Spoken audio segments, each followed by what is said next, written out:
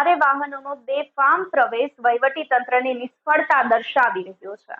મહેસાણા શહેરમાં સવારે 6 થી રાત્રિના 12 વાગ્યા સુધી ભારે વાહનો પર પ્રવેશ પર પ્રતિબંધ જાહેરનામું અધિક કલેક્ટરે ફરમાવ્યું હતું, તેમ છતાં પણ આ આદેશ કાગળ પર જ રહી ગયો હોય તેવું ચિત્ર દેખાઈ રહ્યું છે। 14 સપ્ટેમ્બરની રાત્રે 8:30 થી 9:30 વાગ્યા દરમિયાન પ્રતિબંધિત માર્ગો પર ભારે વાહનો બેફામ દોડ્યા હતા।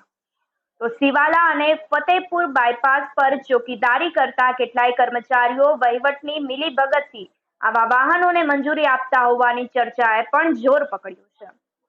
તો આ બેદરકારીથી શહેરીજનોમાં રોષ ફાટી નીકળ્યો છે। રાધનપુર ચોકડીથી ફતેપુર સિવાલા સુધી ટ્રાફિક જામની ઉપસ્થિતિ જોવા મળી હતી, જેમાં સ્વામિનારાયણ સંપ્રદાયના પ્રસંગમાં હજારો ભક્તોની ભીડ અને ભારે વાહનોનો ટ્રાફિક ઉમદા શહેરના માર્ગો ખોરંભી ચડ્યો હતો। તો નવનિયુક્ત એસપી હિમાંશુ સોલંકી અને ટ્રાફિક શાખાના અધિકારીઓની નિષ્ક્રિયતા સામે નગરજનોએ ગુસ્સો વ્યક્ત કર્યો હતો। અધિક કલેક્ટરના જાહેરનામાની સહીનું મૂલ્યાંકન જાળવવું એ વહીવટી તંત્રની જવાબદારી હોય। જો આવા આદેશોનું પાલન નહીં થાય તો શહેરની વ્યવસ્થા અને નાગરિકોની સુરક્ષા પર પ્રશ્નાર્થ ચિહ્ન ઉભો થાય છે।